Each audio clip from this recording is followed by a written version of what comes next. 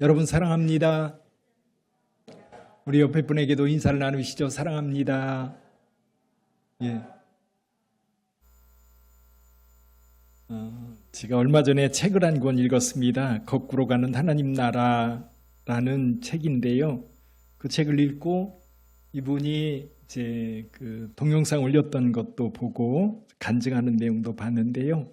김지희 사모님이라고 하는 분의 인스타그램 동영상인데요. 한번 잠깐 볼까요? 이스라엘 백성 광야의 때를 하나님은 왜 신혼 때의 사랑으로 기억하시는지 이제 알 것 같아요. 하나님은 저를 너무 사랑하시기 때문에 직접 먹여주고 입혀주고 싶으셔서 이곳에 보내신 거였어요. 사명을 따라 걷는 길이 외로운 광야가 아니라 아버지의 품이었다는 사실을 깨달아 봅니다.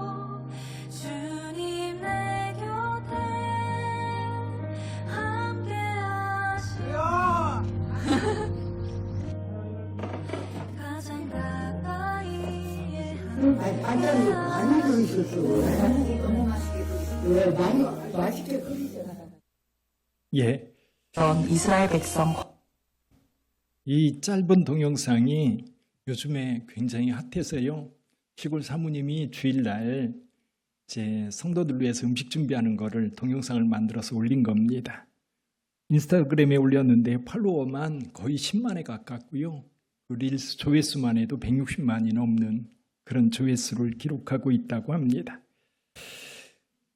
이 양반이 뭘 했냐면 고등학교 때부터 피트니스 센터에서 운동을 하다가 사람들이 자꾸 자기한테 물어보는 거예요. 어떻게 하면 되느냐? 운동 어떻게 하면 되느냐? 이걸 어떻게 하면 좋으냐? 근데 사실은 자기도 배우는 사람이었는데 사람들이 자꾸 시선이 집중되면서 사람들이 보게 되었던 거죠. 그래서 코치가 이거 계속 해봐라. 그래서 대학도 이제 체육학과에 가서 계속 하게 되다가 이제 대학교 다니면서 알바를 시작했는데 이게 대박이 난 겁니다. 그래서 알바를 하면서 오히려 사업을 열어서 적어도 한 달에 적으면 500만 원, 많으면 1000만 원 이상 되는 수입이 계속 들어오는 거예요. 아침 6시부터 밤 11시까지 열심히 살다 보니까 정말 남부러울 것 없는 성공. 그것이 30대, 50대가 아니라 20대에 이미 성공을 맛봤던 겁니다. 그 나이에 포르쉐를 타고 다니고 그리고 오마이카쉐를 누리고 그리고 쇼핑센터에 가면 자기가 원하는 것 꺼리끼지 않고 쇼핑을 하면서 지내던 사람. 원래는 이제 모태신앙이었는데요. 이렇게 바쁘게 살다 보니까 점점 교회와 거리가 멀어지면서 교회는 나가지 않는 그런 상태가 되었었습니다. 그러다가 다시 하나님을 찾게 되었는데 하나님 앞에 기도하면서 하나님께서 환상을 하나 보여주셨다고 해요. 어떤 환상이냐면 기도를 하고 있는데 자기가 환상 중에 나이가 들어가는 거예요. 여러분 영상에 봄, 여름, 가을, 겨울을 쫙 한꺼번에 보여주는 것처럼 자기 인생이 30대, 40대, 50대, 60대, 70대, 80대 쭉 가서 끝끝에 하얀 할머니가 되어 있는 겁니다. 그리고 나서 이제 이 세상을 마감하고 주님 앞에 딱 섰는데 그때 자기가 느껴지는 게 뭐냐면 주님께 어떤 칭찬을 받을까? 주님께 받을 상이 뭘까? 그러면서 그때 마음이 착하고 충성된 종아, 이 한마디 들으면 좋을 것 같다는 거예요. 지금 20대에 성공한 사업가요, 인플루언서로 활동하고 있어서 남부러울 것 없는 정말 성공한 사람의 삶을 살고 있는데 그 환상을 본 이후에 완전히 삶이 달라지게 된 겁니다. 그러다가 교회 학교 교사 수련회에서 한 분을 만나게 되는데 이분이 시골 교회에서 목회를 하고 있는 목사님이셨던 겁니다. 근데 그분이 아직도 결혼하지 않고 있는 거예요. 그래서 저분하고 결혼했으면 좋겠다. 그런 마음이 들었는데 얼마 지나지 않아서 자기네 교회 수요 예배 때 그 시골교회 목사님이 오셔서 말씀을 전한다는 이야기를 듣고 그분을 만나게 돼서 결국 그날 처음 만나서 결혼 날짜 잡고 결혼해서 시골교회 사모가 되었던 겁니다. 우리는 보통 어렵게 살다가 성공한 사람들의 이야기가 오늘 우리 사회의 이야기입니다. 근데 이분처럼 정말 성공한 삶이 오히려 정말 시골, 아주 시골, 정말 사람들에게 외면받는 그런 시골에 목회하고 있는 목사님에게 시집을 갔던 겁니다.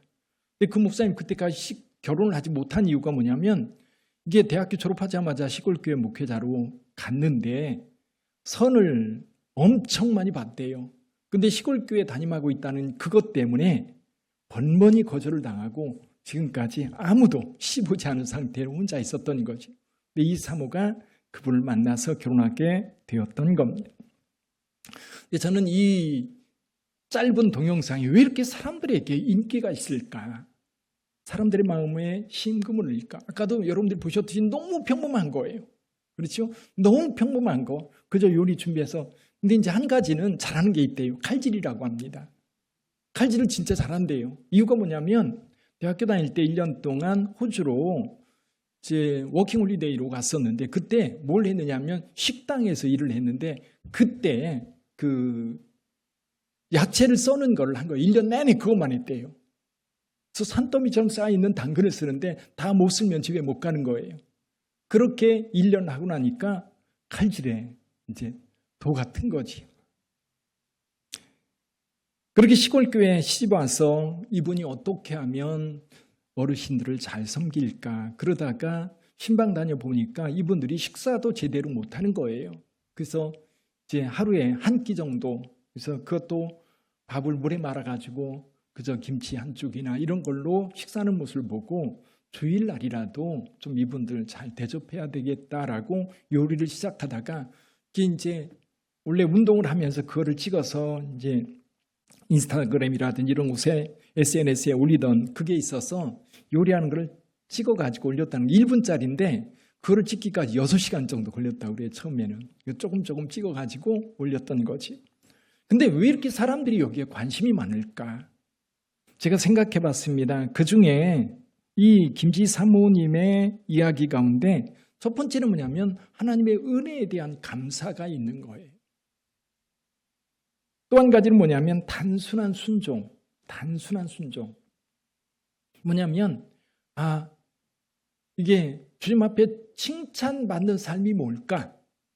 내가 성공해서 세상에서 누릴 수 있는 것 그걸 가지고 칭찬받으리라고는 생각하지 못했던 거예요. 그래서 칭찬받을 수 있는 게 뭘까? 생각하다가 결국 우연하게 만난 그 시골교회 목사와 결혼함으로 인하여서 그렇게 살다 보면 하나님께서 칭찬해 주시지 않을까.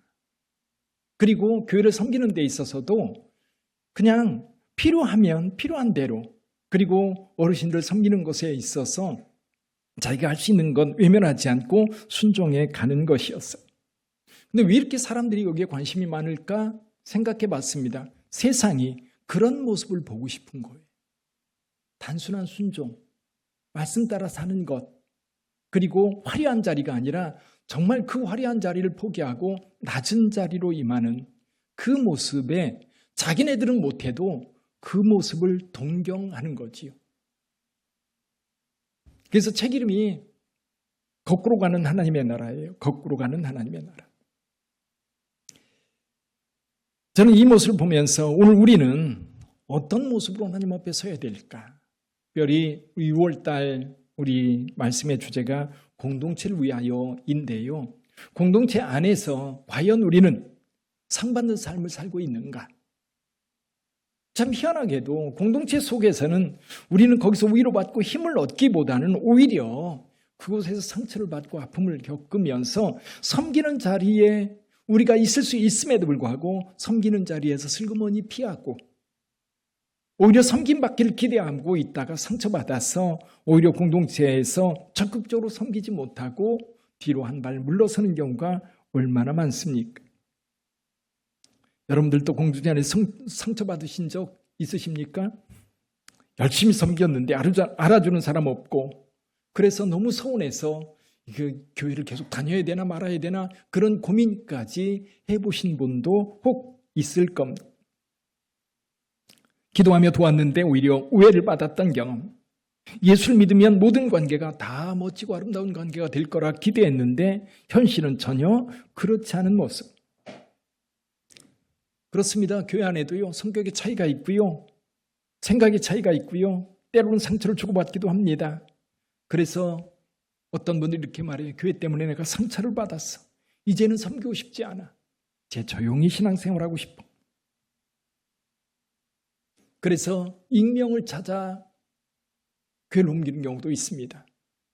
큰 교회 가면 다른 사람이 알아주지 않아도 조용히 예배드리고 하면 돼요. 옛날에 어떤 분이 그러더라고요. 큰 교회는요, 기둥이 있어야 된대요. 교회에. 큰 교회는. 기둥 뒤에서 예배드리는 사람이 꼭 있답니다. 그냥 적극적으로 나서 섬기는 자로, 그리고 하나님의 은혜에 대한 반응으로서의 삶이 아니라 그냥 조용히 상처받지 않으려는 태도, 그냥 소극적인 태도죠. 그렇게 신앙생활을 하려고 하다 보니까 상급받기도 기대하기가 어려운 삶이 되는 거죠. 그래서 오늘 공동체 속에서 우리는 어떤 태도로 하나님 앞에 서야 될지를 몇 가지 생각해 보자 합니다. 첫째는요, 교회 공동체는요, 보냄받은 사람들의 모습이에요.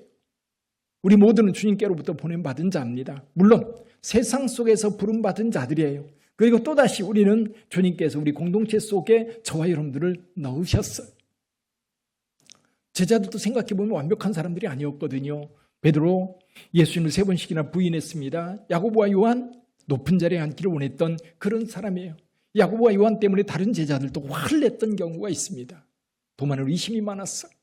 그런 제자들이에요. 예수님께서 그들이 완전해서 불러서 세상으로 보낸 게 아닙니다.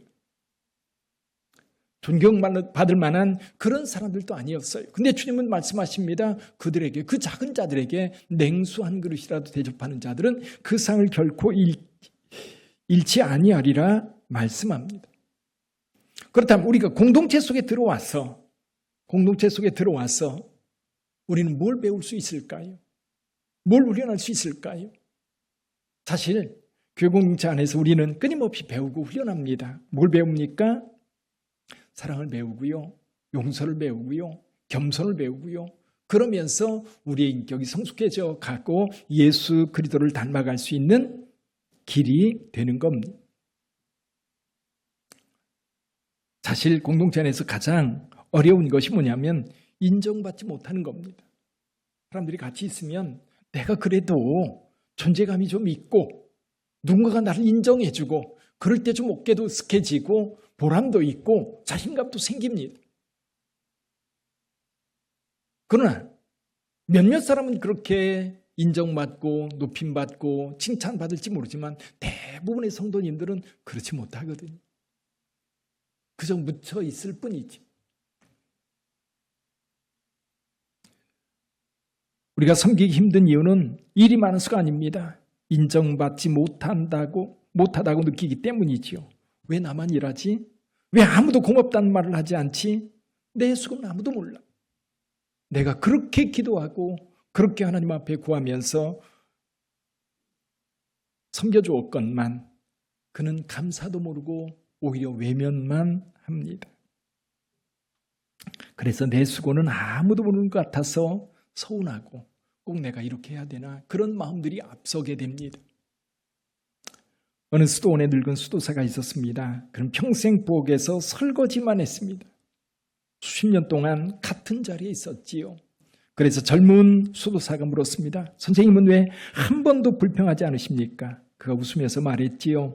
나는 사람들의 그릇을 닦는 것이 아니라 하나님 앞에서 내 영혼을 닦고 있기 때문입니다. 하나님 앞에서 내 영혼을 닦고 있기 때문이다. 오늘 예수님 말씀하십니다. 냉수 한 그릇이라도 결단코 상을 잃지 아니하리라. 얼마나 큰 의로입니까? 여러분의 작은 섬김도 주님께서는 세밀하게 살피고 계시다는 사실이에요. 그래서 교회는요, 상처받는 곳이 아니에요. 교회는 오히려 사랑을 배우는 곳입니다. 만약에 사랑은 혼자 배울 수 있는 게 아니거든요. 나 혼자 사랑? 정말 사랑할 수 없는 사람을 사랑하면서 사랑이 이런 거구나 우리는 훈련받을 수 있어요. 용서 또한 혼자 연습할 수 있는 게 아닙니다. 인내 또한 나를 힘들게 하는 사람이 있기 때문에 배울 수 있는 거예요. 겸손은 내 생각과 다른 사람을 받아들이면서 내 겸손도 점점 자라게 되는 거지. 그래서 예수님은 우리를 홀로 부르신 것이 아니라 공동체 속으로 우리를 부르셨어요. 공동체 속에서 우리가 신앙생활하면서 그곳에서 우리를 훈련해 갈 수 있는 겁니다. 성격이 다르고 배경이 다릅니다. 심지어 서로 경쟁하고 다투는 사람들까지도 함께 부르셨어요. 어쩌면 하나님께서 우리에게 주신 가장 큰 축복은 완벽한 사람을 만나는 것이 아니라 완벽하지 않은 사람을 사랑할 수 있는 마음을 주시는 것인지도 모릅니다. 사랑하는 성도 여러분, 진주는요, 가장 아파하는 곳에서 만들어집니다. 모래 한 알이 조개 속에 들어오면 그것은 상처가 됩니다. 조개는 그 상처를 감싸기 위해 오랜 시간 진주충을 만들면서 멋진 진주를 만들어내는 거지. 우리 주님께서는 말씀하십니다. 포기하지 말라고요. 사랑하는 것을 멈추지 말라고요. 눈물과 인내를 내가 알고 있다라고 말씀하십니다. 사람들은 몰랐던 우리의 눈물과 희생을 하나님은 친히 상으로 갚아주십니다. 그러므로 교회 안에서 여러분 공동체 때문에 낙심하지 마시고요. 공동체 안에 서로 사랑하고 공동체 안에 서로 용서하고 공동체 안에 서로 섬기는 훈련이 제대로 될 수 있기를 주님의 이름으로 축원합니다. 상처받은 사람, 상처받는 삶. 그래서 우리는 상받는 삶이라고 하는 것은 사람들에게 인정받는 삶이 아니라 하나님께로부터 인정받는 삶이 되어야 하는 겁니다. 오늘 주님께서 말씀하세요. 선지자를 영접하는 사람, 의를 영접하는 사람, 작은 자에게 냉수한 그릇이라도 주는 사람. 이들의 공통점이 뭐예요? 주님께서 보낸 자거든요. 주님께서 보낸 자. 여기 작은 자는 예수님의 제자들입니다. 근데 우리는 양쪽에 있는 것 같아요. 보냄받은. 그래서 누군가가 여러분들을 섬겨주기도 하지만 여러분들 역시 누군가 주님께서 보낸 사람이라고 하는 그것 때문에 그들을 섬겨주는 거지. 그래서 저와 여러분들이 섬기는 그 작은 섬김에 대해서 우리 주님은 결코 그 상을 잃지 않게 하겠다. 그래서 공동체 안에서 여러분 상 받는 삶을 살려면 몇 가지를 기억해야 돼요. 첫째는 뭐냐면 상처보다 사명을 붙잡아라. 사명을 붙잡아라. 사람은 실망시킬 수 있어요. 그러나 주님을 실망시키지 않습니다. 내가 왜 이 자리에 있는지, 누가 나를 보내셨는지를 기억한다면 여러분 그 자리에서 기쁨으로 신앙생활을 할 수 있어요. 사명을 놓치면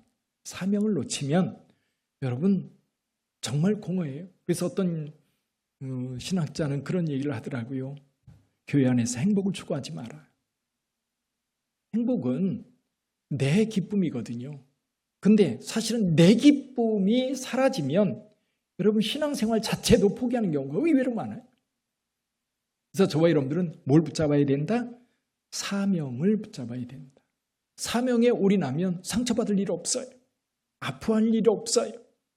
그 사명에 집중하다 보면 어느새 주님 있는 그곳에 이르게 될 거예요. 둘째는요, 비교하지 마세요.